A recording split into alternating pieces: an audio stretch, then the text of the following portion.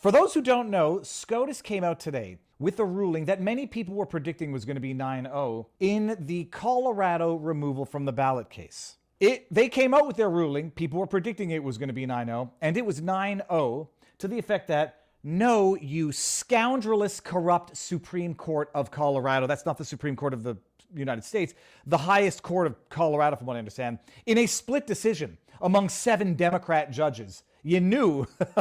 I mean, it was a split decision 4-3 to remove Trump from the ballot in Colorado because allegedly subsection 3 of Article 14, exclusion for insurrection, is a self-executing provision of law that needs no further act of Congress.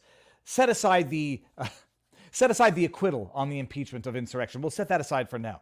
There were legal scholars putting forward this theory, defending it tooth and nail, promoting it with the full force of their status as constitutional scholars. They've been, I mean, basically now we sort of understand they were the ones organizing this in a sense, orchestrating this in a sense. Putting forward the legal theory that they would then expect activist judges, activist secretaries of state, activist municipal clerk judges, if we're going back to Illinois, to come out and say, oh, well, these legal scholars said it's a legitimate legal theory, so we have our backing in terms of carrying out our partisan hackery as we did. Those legal activists, those legal scholars, mentally challenged activists, Lawrence Tribe, Harvard professor, and former conservative judge, Lutig. I went back to watch one of their interviews, and I put together the highlights so that you don't have to go watch this. But now you can understand it in retrospect, what they were doing. They were putting forward a legal theory, legal scholars, activist legal scholars, either Dem activists or Never Trumper activists, putting together a legal theory, then going out, packaging it, selling it to their Mockingbird media, so the media would then legitimize their legal theory and create this vortex of judicial activism that is now going to work its way up, work its way down, work its way in to institutions and to court systems. And they're going to say, oh, well, we got 4 judges on the Colorado court who now believe our legal theory, our novel legal theory. We've got Secretary of State of Maine.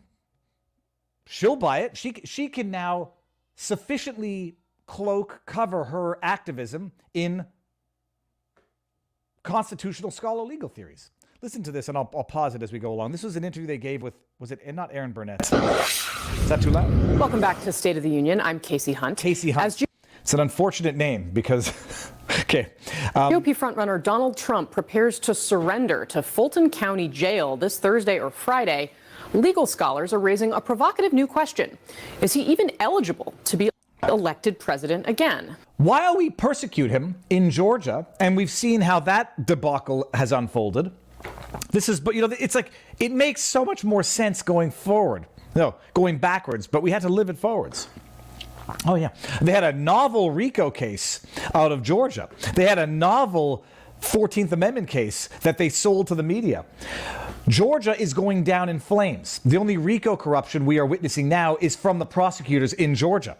And now, package that with this, and let's see what they have to say about it. Joining me now is retired conservative federal judge Michael Ludig and constitutional law scholar Lawrence Tribe. We should be clear here, Donald Trump hasn't been charged directly with insurrection, rebellion, sedition, or treason. So can you explain why? Let me stop there. Did you notice there was a very interesting word? There was a very interesting word in there. Lawrence Tribe. We should be clear here, Donald Trump hasn't been charged directly with... Charged directly? I'm sorry, hey, Casey. Well, that's a really unfortunate pause face there.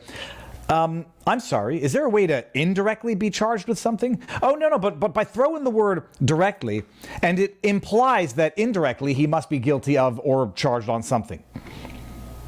2 frauds. Yes, that's the unfortunate thing about the last name Hunt. It goes back to that joke. There was a UFC fighter, Aussie, amazing fighter. Last name was Hunt. I forget what his first name was. He hasn't been directly charged with insurrection, so he might be indirectly guilty of it somehow. But insurrection, rebellion, sedition, or treason. So can you explain why you believe he's disqualified from office? They put this provision in for the very specific purpose of making sure that if any Secretary of State or any other official were to try to put someone on the ballot, then that official would have to decide by whatever process was appropriate. That official would have to decide willy-nilly by whatever process is appropriate. Gee, legal scholar, constitutional expert Lawrence Tribe, what is that process? Well, I don't know. Let me just go dig around my butthole to see if I can pull something out of there to answer that question, Viva. Whether the candidate is eligible to be president or is disqualified. As we have long believed, this language means exactly what it says, and it should be enforced in every state of the union. Constitutional scholar just got his constitutional butt spanked 9-0. But don't worry, because there's a bit of a caveat in there. It says exactly what it says, and yet somehow this constitutional scholar was told that he's wrong by 9 Supreme Court justices.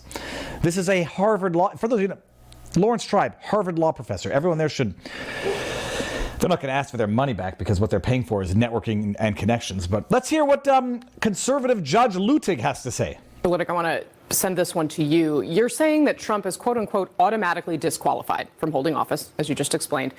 So what does that mean in practice? Does it automatically disqualified? Done. Screw your democracy. You're the insurrectionist, and yet I'm acting like the insurrectionist. You don't get to run. Or right to jail.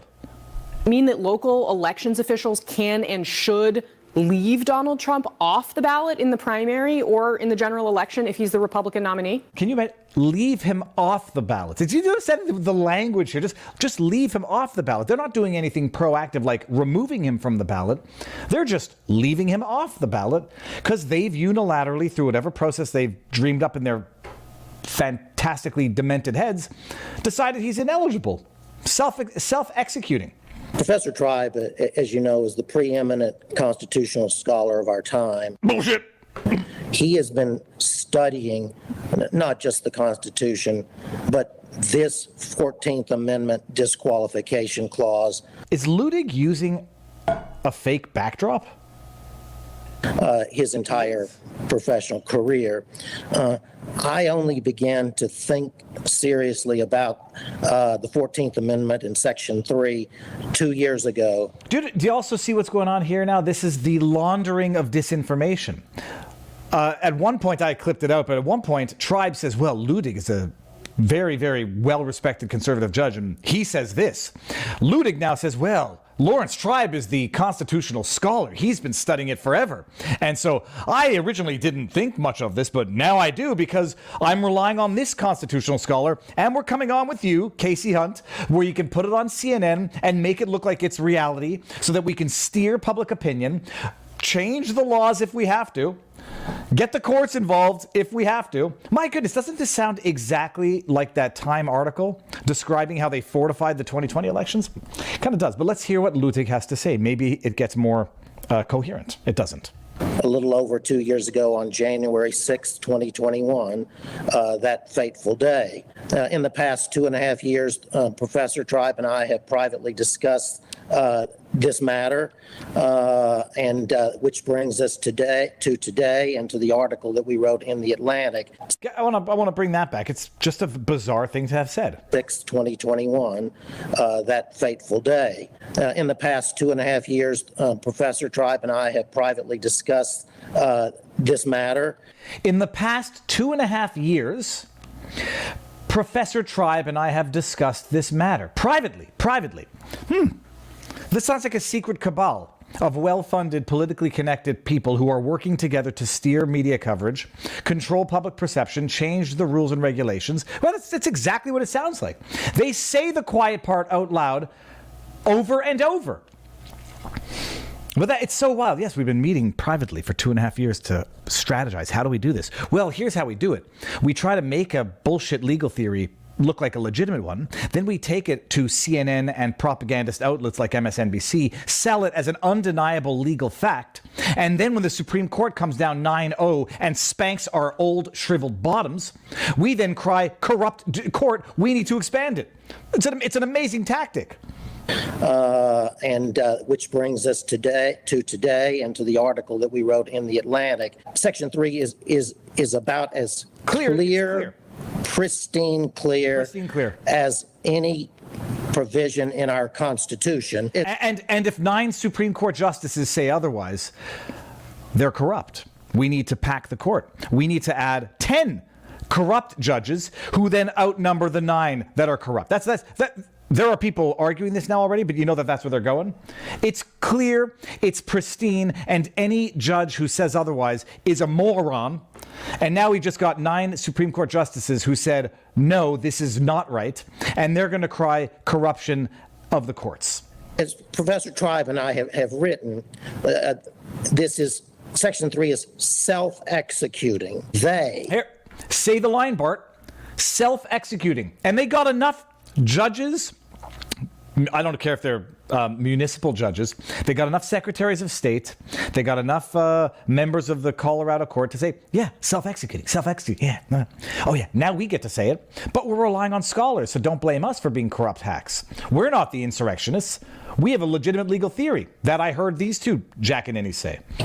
Himself or herself are obligated under the Constitution to determine whether Donald Trump qualifies to be put on the ballot. Whether or not they he must qualifies. Determine themselves whether he is disqualified from being listed on the ballot by Section 3.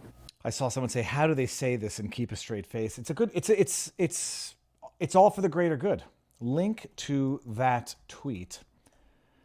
Yeah, holy blood pressure, says Cab. No, but it's wild because they're just liars, in as much as it's possibly somehow tenable.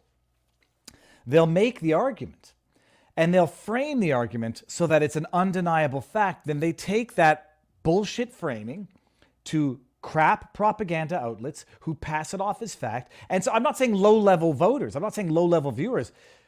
It's complicated stuff to begin with. You can make it more complicated and thus confuse an otherwise undisputable fact, much like the way they're doing it.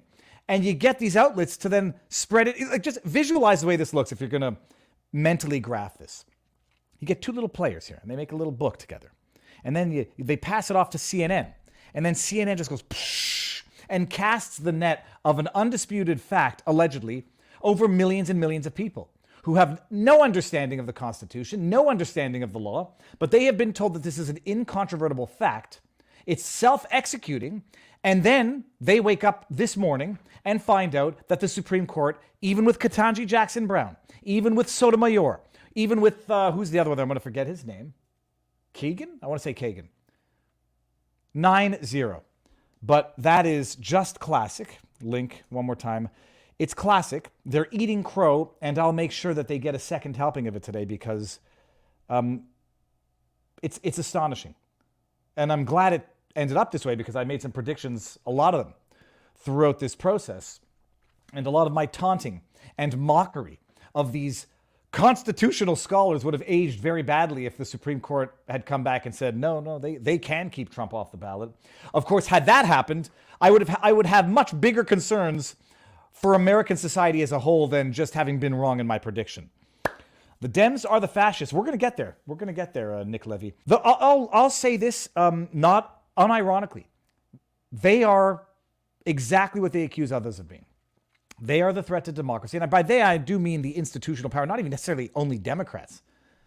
But they're destroying democracy and trying to justify it as preserving democracy. They know damn well what they're doing. They're trying to lock up their adversaries. And then they argue that their adversaries can never get into power again because if they do, they're going to lock them up. They are guilty of what they are accusing their adversaries of doing. It's what Joseph Goebbels described as a propaganda tool, and they are it. I live in Commie, Colorado. The politics here suck, but the state is beautiful. No crap. Mile High City, mountains, Rocky Mountains, Fishing, brook trout. Oh my goodness, Colorado's beautiful. Politics ruins everything. Get one at vivafrei.com. Okay, now we're ending on YouTube. See you on Rumble or Locals. Peace out. Oh, I just opened another window instead of closing the window. Ending on YouTube now. Booyah. Deep breath. See what the symptoms of caffeine overdose is. I know I have not had more than 400 milligrams of caffeine today, but there is caffeine in here. I've moved into, they have these things called caffeinated carbonated water. Just 35 milligrams of caffeine, and you feel productive drinking water. It's delicious. Okay, we're good. SCOTUS 316, we just kicked you. So, and then there's people saying, don't get ahead of ourselves. Like, the battle is not over because the scoundrels will find yet another way of trying to do what they're trying to do. And we're seeing it, and they're taking a play out of the dissenting opinion, which is not a dissenting opinion. We'll get there in a second. Okay. Highlight of the decision, people. No. Section 3 is not self-executing. No. You dumbasses. The states do not have more powers than Congress. No. You dumbasses. The states don't get to claim more freedoms than was bestowed on Congress itself to remove someone based on an Article 14, subsection 3 amendment. So no, no, no. You're all dumb. I award you no points, and may God have mercy on your soul. Here, let's just, I'll bring the share it up. And let's see here. So it was per curiam, which, I mean, I know what they say it means. It means like, no judge has signed their name to it. It's per court, which is weird because if it was per curiam, and then you did have not a dissenting opinion, but a distinguishing opinion on certain issues. What's her face? Amy Coney Barrett had one as well. I'll pull up the decision afterwards. The decision goes through the history of Article 14, subsection 3. And the bottom line, this was one of my first highlights. The respondents nonetheless let's go up to the top here. As an initial matter, not even the respondents contend that the Constitution authorizes states to somehow remove sitting federal office holders who may be violating Section 3. Why? Because it's got to go through Congress. That's what it says. In the absence of Congress acting, the states don't have the power to remove a sitting, what do they call them? Office holder. Why would they then have the right to unilaterally decide that a non-sitting office holder can't run to hold office?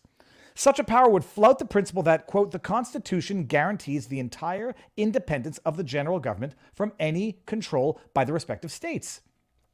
Indeed, consistent with this principle, states lack even the lesser powers to issue writs of mandamus against federal officials or to grant habeas corpus relief to a person in federal custody. Barnes and I have talked about this. I mean, it's so nice to know that I'm relying on I'm not relying on, but I am trusting the person who has proven himself to be legally accurate more than anyone else by far. See, remember, we talked about it. You can't issue an injunction against the president, period.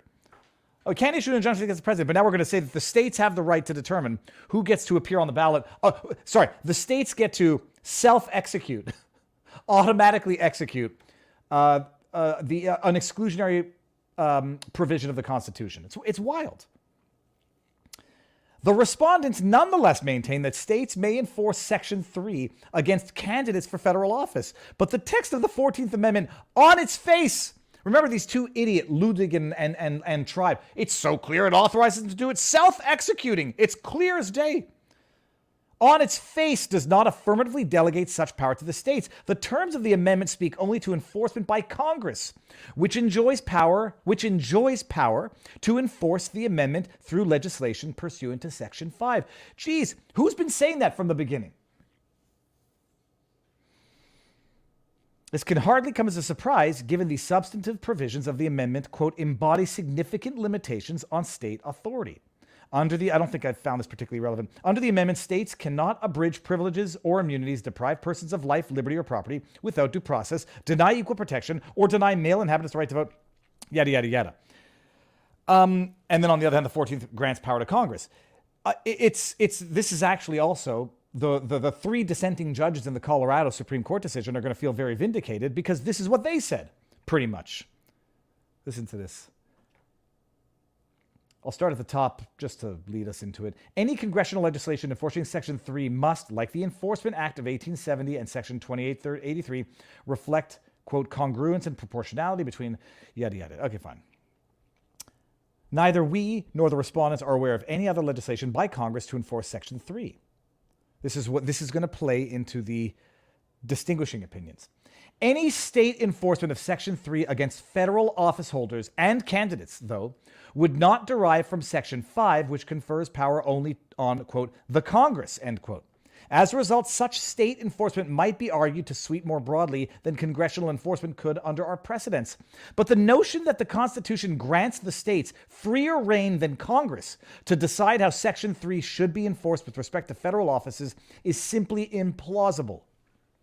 Not clear as day, like Tribe and Lutig said, implausible that they would give more rights to the states to execute Article, what do we say, subparagraph 3? Section 3, than Congress itself. Finally, and then they're just stating the obvious. Finally, state enforcement of Section 3 with respect to the presidency would raise heightened concerns. Quote, in the context of a presidential election, state-imposed restrictions implicate a uniquely important national interest. Who talked about this before? We did. I'm going to say me did. Me did. Hey, one state gets to disenfranchise 80 million other voters because they decide, one that carries enough weight with the electoral college. They get to say, no, we've self-executed insurrection, although he was acquitted by the Senate. But we unilaterally disqualify and thus do not offer our electoral college votes to the tally and thus disenfranchise everybody throughout every other state who may have voted for the candidate of their choice that we decided to exclude unilaterally, self-executing. We said this. But state-by-state resolution of the question whether Section 3 bars a particular candidate for president from serving would be quite unlikely to yield a uniform answer consistent with the basic principle that, quote, the president represents all the voters in the nation. Now, why I say this is per curiam, but what you're going to see is that the three judges who wrote their own opinion basically say you should not, other than saying, I don't want to misphrase it, that they should not have ruled on that which was not needed to be ruled upon in order to say that the state did not have the right to self-execute, remove a candidate from the ballot. They didn't need to say more than that, but they did. To say that there's only one way in which it can be done, through an act of Congress. Why that's relevant? Because Jamie Ratface Raskin is now coming out and saying, well, okay, now the dissenting judges here told us how to do it, and that's how we're going to go do it, and we'll get there in a second. Last part, all 9 members of the court agree with the result. Our colleagues writing separately further agree with many of the reasons this opinion provides for reaching it. See the other opinion. Okay, fine. Yada, yada, yada. So far as we can tell, they object only to our taking into account the distinctive way Section 3 works and the fact that Section 5 vests in Congress the power to enforce it. This is what they disagree with. They're saying, you didn't have to say anything about Section 5. You could have just said the state does not have the power to disqualify under Section 3. These are not the only reasons the states lack power to enforce this particular constitutional provision with respect to federal offices, but they are important ones, and it is the combination of all the reasons set forth in this opinion, not, as some of our colleagues would have it, just one particular rationale that resolves this case. In our view, each of these reasons is necessary to provide a complete explanation for judgment the court unanimously reaches. The judgment of the Colorado Supreme Court is reversed, biatches. Take it and shove it. That's the link. Let me go here into the chat. Sorry, I just saw Steph793's comment. I won't read it, but I LOL. Link to highlights. Now, let's get to Amy Coney Barrett, and then let's get to the other one afterwards. Let me see here. All 3 of Trump's SCOTUS appointments are traitor scum. Okay, sorry, I'm going to stop reading that. Let's get to the Trump v. here. Boom shakalaka. We're looking at the same thing? Yes, we are. Okay, so open this up. Scroll down. Okay, per curiam. That's not what we want to get to. No. Keep going, Viva. Okay, there we go. There we go. Let's start with let's start with Justice Barrett. I can't hear Barrett and not think of a lawyer that I used to work with because it's a French last name.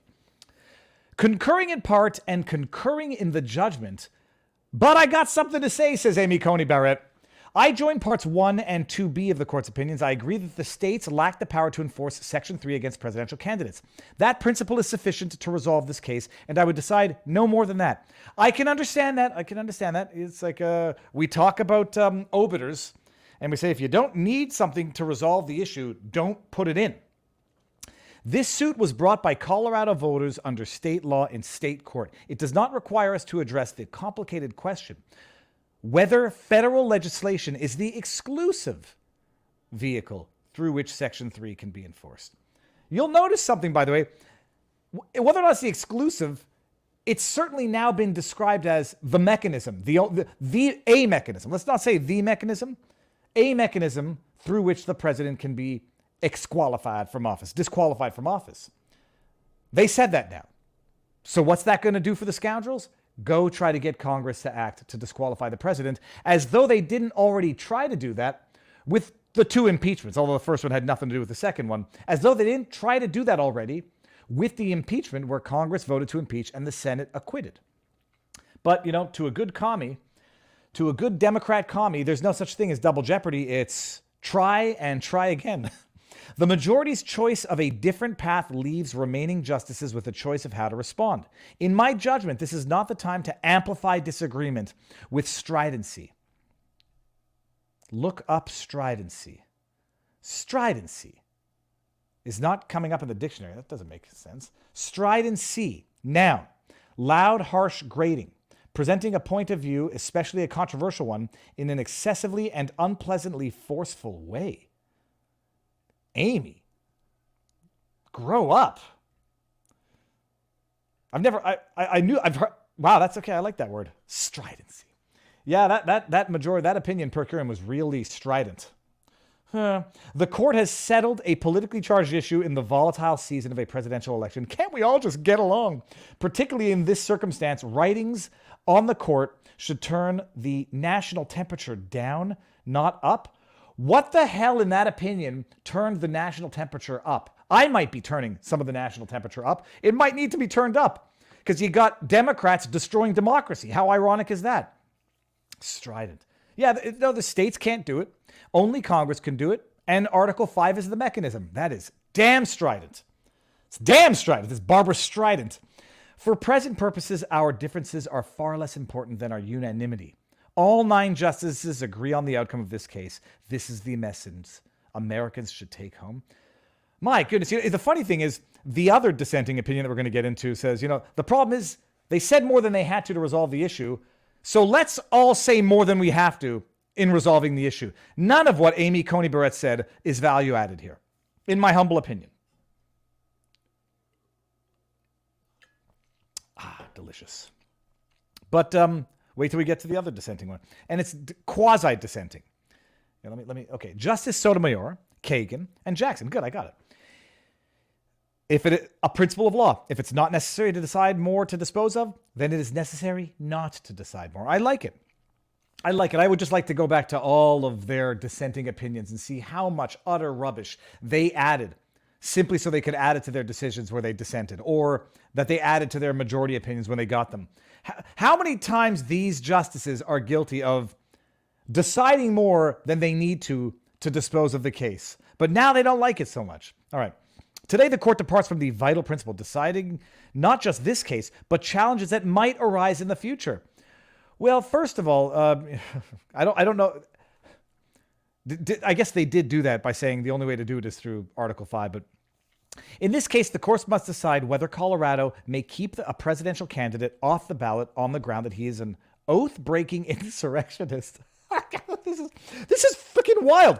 In this case, the court must decide whether Colorado may keep a presidential candidate off the ballot on the ground that he is allegedly an oath-breaking insurrectionist. And by the way, he's not, because he was acquitted, you dumb bums. They can't even phrase it properly. They got to get their jabs in. and the ground that he is an oath-breaking insurrectionist and thus disqualified from holding federal office under yada yada. Allowing Colorado to do so would, we agree, create a chaotic state-by-state patchwork at odds with our nation's federalism principles. Very nice. That should be enough. What are you going to... Oh, you're going to go add some stuff while criticizing the others for adding stuff not necessary. Let's go ahead and you do it. That is enough to resolve the case, yet the majority goes further. Even though all 9 members agree that the independent rational yada yada, 5 justices go on. They decide novel constitutional questions to insulate this court and petitioner from future controversy. First of all, even if that's what they did, that's kind of what the Supreme Court is for. Like, just thinking as a dumb Canadian here. Although only an individual state's action is at issue here, the majority opines on which federal actors can enforce Section 3 and how they must do so. Geez, I thought, the Supreme Court was there to resolve problems, to set precedent so that there is no future disagreement, so that, like when you issue the Bruin decision, you don't get states trying to figure out ways to circumvent the Bruin decision. I thought that's what the Supreme Court might be there to do. I'll talk about it with Robert because I do respect his opinion as to whether or not they did go not too far, but opine on that which they did not need to opine on. The majority announces that a disqualification for insurrection can occur only when Congress enacts a particular kind of legislation pursuant to Section 5 of the 14th Amendment. In doing so, it shuts the door to other potential means of federal enforcement.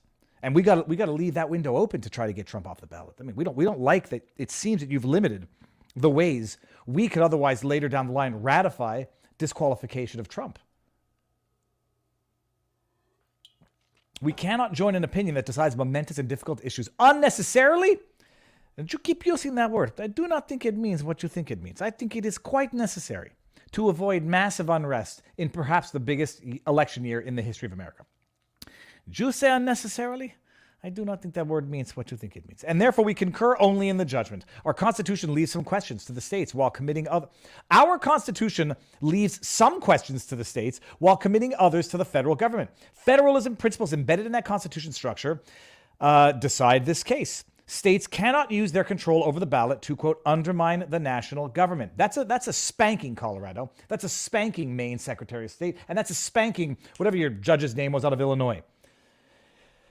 The majority rests on such principles when it explains why Colorado cannot take the petition off the ballot. Okay. And then where do they have where's their problem here? Okay, that is especially so, the majority adds, because different states can reach conflicting outcomes. Fine. The contrary conclusion that a handful of officials in a few states could decide the nation's next president would be especially surprising with respect to Section 3. Agreed. The Reconstruction Amendments, quote, were specifically designed as an expansion of federal power and an intrusion on state sovereignty. Section 3 marked the first time the Constitution placed substantive limits on a state's authority to choose its own officials. Given that context, it would defy logic for Section 3 to give states new powers to determine who may hold the presidency. Bada bing, bada boom. Fine.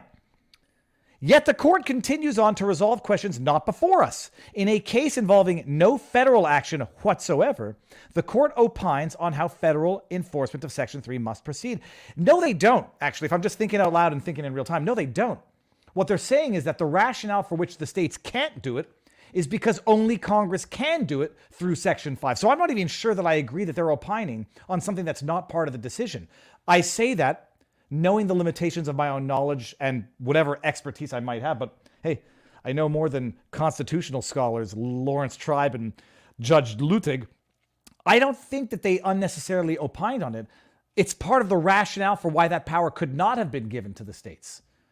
It's like, it seems to me maybe that these 3 judges just want to leave the door open. They just want another quiver in their thing that holds the quivers. No, it's another arrow in the quiver.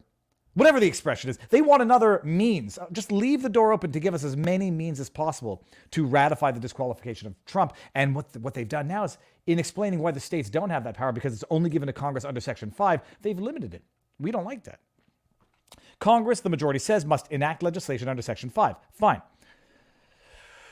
To start, nothing in Section 3's text supports the majority's view of how federal disqualification efforts must operate. Oh, now they're offering a little bit more, allegedly, than what was required. Section 3 simply states that no person shall hold office. Fine. Nothing in that unequivocal bar suggests that implementing legislation enacted under Section 5 is critical.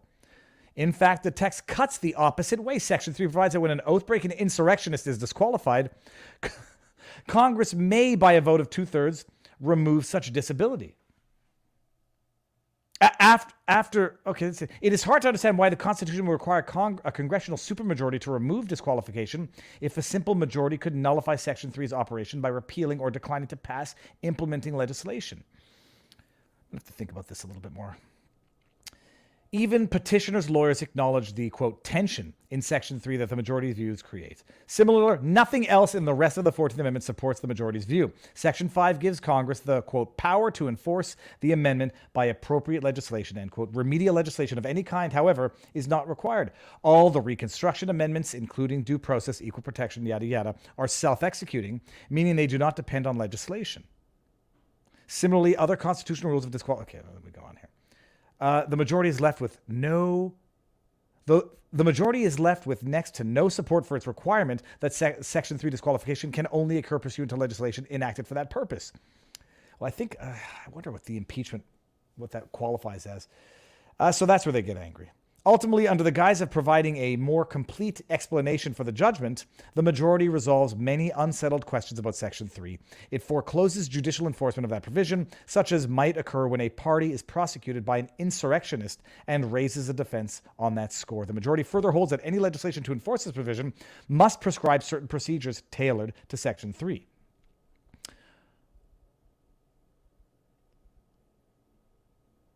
Okay, I think we can stop here.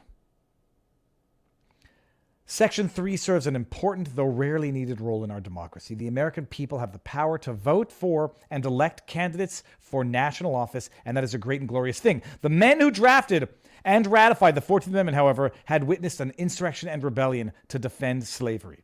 They wanted to ensure that those who had participated in that insurrection and in possible future insurrections could not return to prominent roles. Today, the majority goes beyond the necessities of this case to limit how Section 3 can bar an oath-breaking insurrectionist from becoming president. Although we agree that Colorado cannot enforce Section 3, we protest the majority's effort to use this case to define the limit of federal enforcement of that provision. Because we would decide only the issue before us, we concur only in the judgment.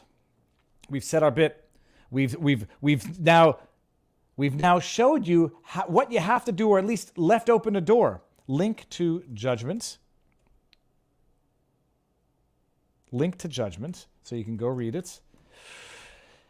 They've left the door open, and it's also, by the way, that dissenting opinion. It's not really dissenting, but the clarification opinion is itself a signal to the activist politicians, hacks, of what they need to do now. And if anybody didn't think that Jamie Raskin would hear it loud and clear, whether or not he even knew of it beforehand, he did. Now, I was trying to find the full context of the excerpt. I hear my kids fighting. Where is it? Where's the Jamie Raskin? It was Poso who put it up. Here we go. I do not know of the broader context of this statement. I could not find the interview fast enough before today's stream. But Jamie Raskin heard the dog whistle from that decision. There might be other ways for the government to get Trump off, and it require an act of Congress. So what's Jamie going to do? I am working with a number of my colleagues, including Debbie Wasserman Schultz and Eric Swalwell, to revive legislation that we had to set up a process by which we could determine that someone who committed insurrection is disqualified by Section 3 of the 14th Amendment. And the House of Representatives already impeached Donald Trump for participating in insurrection by inciting it. So the House has already pronounced upon that. And I am working with a number of my colleagues, including Debbie Wasserman Schultz. Stop. Y'all remember who Debbie Wasserman Schultz is? A cheater and a liar. That's who he's working with. A confirmed cheater and a confirmed liar. Who else is he working with? And Eric Swalwell. Oh, Eric Swalwell, the man who did Bang Bang with Fang Fang, a Chinese spy. So he's working with someone who banged a spy or had a relationship, alleged, suspected relationship with a Chinese spy, and Debbie Wasserman Schultz, who is a confirmed liar of the highest order. Okay. And what are they working to do? To revive legislation that we had to set up. So they're reviving legislation. And what's that legislation going to do? To determine that someone is guilty. A process by which we could determine that someone who committed. By which we cannot determine if someone had. We've set up legislation that could determine that someone had. We're setting up legislation to determine that a crime was committed. We're to set up. It's not. There's no due process here. There's no innocent until proven guilty. Of course, Nancy Pelosi, the other hack in the government. Yeah, he'll be able to prove his innocence at trial. They're setting up legislation to show that he's a criminal. That someone who committed had to set up a process by which we could determine that someone who committed insurrection is disqualified by Section 3 of the 14th Amendment. And the House of Representatives already impeached Donald Trump for participating in insurrection. Thank you. Thank you for saying that out loud, because that will come back to bite you in your dumb ass. The House, sorry, let me just play it one more time. Section 3 of the 14th Amendment. And the House of Representatives already impeached Donald Trump for participating in insurrection. You're right, they did. They already impeached him for participating in insurrection, and he was acquitted by the Senate. Do you know what double jeopardy is, Jamie Raskin? Is it Jamie Raskin? Yeah, I think it's Jamie Raskin. Do you know what double jeopardy is? Thank you. You confirmed that you already took congressional action, and he was acquitted. Shut up and go home already. Nope, they would rather burn down the house and piss on the ashes than let anybody else live in it. By inciting it. So the House has already pronounced upon that. And the House has already pronounced upon it, and so has the Senate, you corrupt commie. So that's it. I want to go see the whole interview with Dana Bash, but I couldn't find it in time for the stream. Oh, lordy, lordy, lordy. I think that covers it for the latest of the SCOTUS decision. It's not over. And it's a big problem. It's not only not over, they're now just going to, tack with the way the wind is going right now. Oh, we can't do it at the state level. It needs to be federal congressional action, legislation, whatever the hell it is. Let's do it. We don't give it. It was never about democracy. It was about full control. Oh yeah, no, that's right. So I highlighted. I highlighted a couple of the wonderful meltdown moronic tweets. Lawrence Tribe. Is that from today? Yeah, it is. Justice Barrett told us what, quote, message Americans should take home, end quote, from today's ruling. Even if Trump's role in the insurrection, we just barely survived.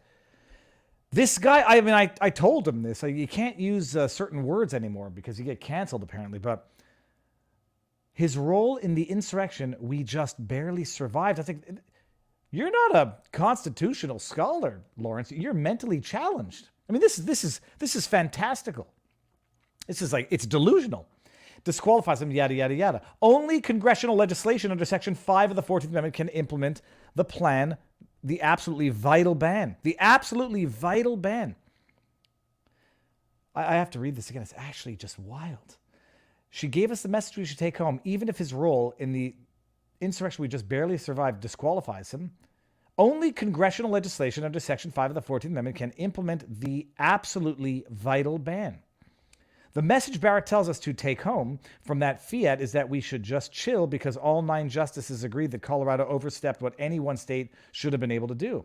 I'll discuss that point later, but for now I'd stress what Justices Sotomayor, Kagan, Jackson rightly reminded Justice Barrett and Chief Justice Roberts about. As Roberts rightly wrote in Dobbs, the court should avoid deciding any more than it needs to decide when ruling on this case. I don't think they overstepped that bounds in this one. Mr. Constitutional Scholar. To reach out and resolve in advance all sorts of issues that might arise in the future is to take on the role of super legislator, not a court of law. Yep. And to decide who can and cannot run on a ballot makes you a flipping dictator and not a democracy. Lawrence Tribe.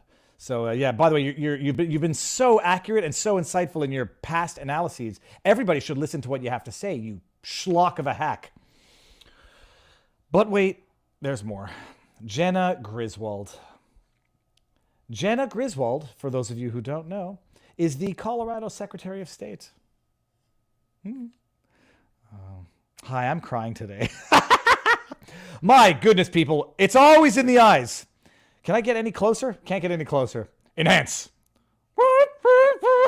Sorry. Okay, it's always in the eyes. Jenna Griswold, Colorado Secretary of State, says today, I am disappointed in the U.S. Supreme Court's decision stripping states of the authority to enforce... I'll read it first. I am disappointed in the U.S. Supreme Court's decision stripping states of the authority to enforce Section 3 of the 14th Amendment for federal candidates. Colorado should be able to bar oath-breaking insurrectionists from our ballot. They didn't strip you of a right you didn't have, you idiot. Sorry to call you a name. People say don't do ad hominem. You can do ad hominem if you back it up with facts. They didn't strip you of any authority because you didn't have the authority in the first place. You are the insurrectionist. They never had the authority. They tried to wrongly screw democracy. Colorado should be able to bar oath-breaking insurrectionists from our ballot. Not unless they've been convicted. Not unless Congress has declared them to be oath-breaking insurrectionists. Oh, and by the way, you dumb ass of monumental proportions. Remember what they said, Trump wasn't directly charged with sedition, insurrection, whatever. He wasn't indirectly charged either. No one was. These idiots are running around calling him an oath-breaking insurrectionist. No one involved in the events of January 6th was ever charged with insurrection. Chicanery. Link. I want to pull up my tweet before we head on over to vivabarneslaw.locals.com. Did I not? Yeah, here it is. This was my insight of the day, people. Every now and again, I put out a spicy, it makes you think twice. Am I saying something crazy? Or am I making a damn good point? Understand this.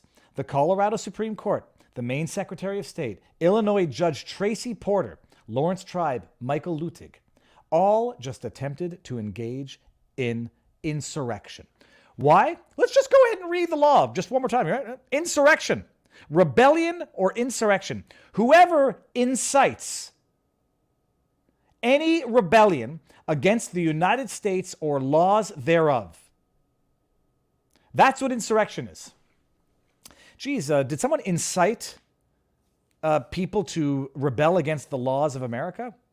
Well, now that we know that what they did was unlawful, it seems that anybody who incited them to do that, Luttig, Tribe, or anyone who did in fact sets on foot, engages in any rebellion against the laws of the United States of America, engages in insurrection. Well, it seems every player involved, the four majority judges of the Colorado court, that traffic judge out of Illinois, the Secretary of State out of Maine, and the people who incited them to do it, Luttig and Tribe, they incited a rebellion against the laws of the United States of America. Insurrectionists, all of them. Tongue in cheek. But a damn good tweet.